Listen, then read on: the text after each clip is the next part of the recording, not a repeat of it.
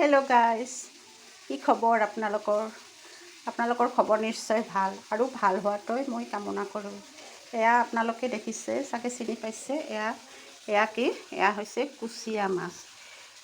এই মাছটো মানে যিবিলাকৰ অলপমান হিমগ্ল'বিন ব্লাডৰ প্ৰব্লেম, সেইবিলাকে তাৰমানে মাহত এদিন হ'লেও মানে এই মাছটো খাব লাগে। মই বহুত পোৱা নাযায় এই মাছটো জেনেৰেলি, মই মানে বহুত কষ্ট কৰি মেলি মাছ ওলাটা আনি লৈছোঁ। ইয়াতে 1 কিলো মাছ আছে, দুটা মাছ হয়, 1 কিলো হয়, বা দাম কিন্তু বহুত। এইটো মই ভাবিছোঁ আজি আলু পিঁয়াজেদি বনাম বুলি। এইটো মাছ বেছি ধুব নালাগে, কটাৰ পিছত ধুব নালাগে, তেজখিনি গুচি যায়। মই পিছে অকণমান এবাৰ সাধাৰণভাৱে ধুই লৈছোঁ, নহ'লে ভাল নালাগে নহয়, সেইকাৰণে অকণমান ধুই লৈছোঁ। আচলতে ধুবই নালাগে, কিন্তু বাহিৰত কাটিলেতো সেইকাৰণে অকণমান ধুই লৈছোঁ। এতিয়া ইয়াতে এইটো মাছ বেছি ভাজিবও নালাগে। মই ভাবিছোঁ মাছটো মই আজি আলু আৰু পিঁয়াজেদি বনাম। আপোনালোকে বাৰু কেনেকৈ বনায় মোক জনাবচোন কমেণ্ট কৰি। মই পিছে আলু পিঁয়াজ দি বনাম বুলি ভাবিছোঁ।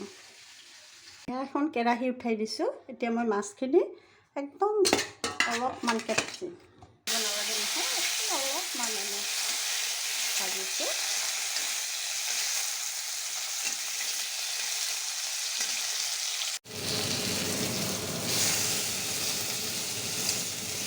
অলপ কমকৈ মাছখিনি ভাজি লৈছোঁ, আমাৰ মাছখিনি ভজা হৈ যায়। কেৰাহীত আৰু অকণমান তেল দি দিছোঁ।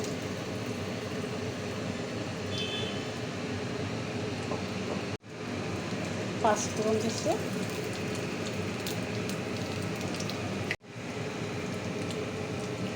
পিঁয়াজ কুটি দিছোঁ, কেঁচা জলকীয়া আৰু আদা নহৰু অকণমান বটা লৰাই দিছোঁ।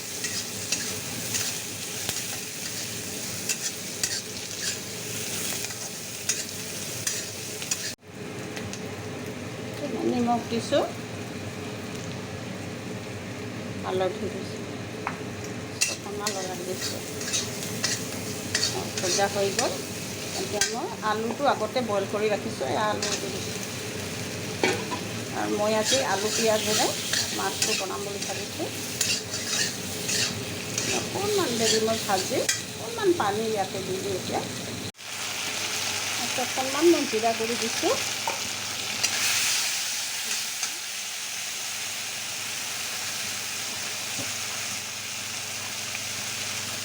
অকণমান কাশ্মীৰী মিৰ্চ দিছোঁ কালাৰটো কাৰণে।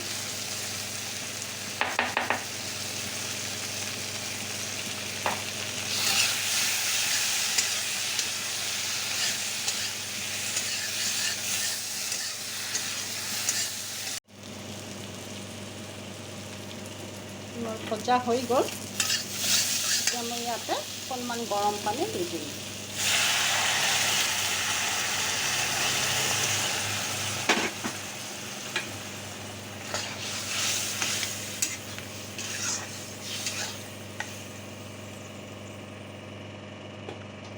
এতিয়া মই ইয়াতে মাছটো দি দিছোঁ।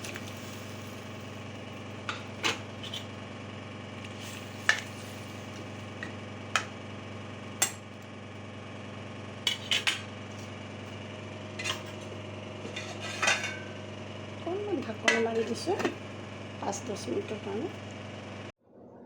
এয়া মোৰ মাছৰ জোল হৈ গ'ল। এয়া চাওক, আজি মোৰ দুপৰীয়াৰ মেনুটো এনেকুৱা। এই মাছৰ জোল, এয়া দালি আৰু এয়া মূলা শাক ভাজি। আজি ইমানেই। Bye bye.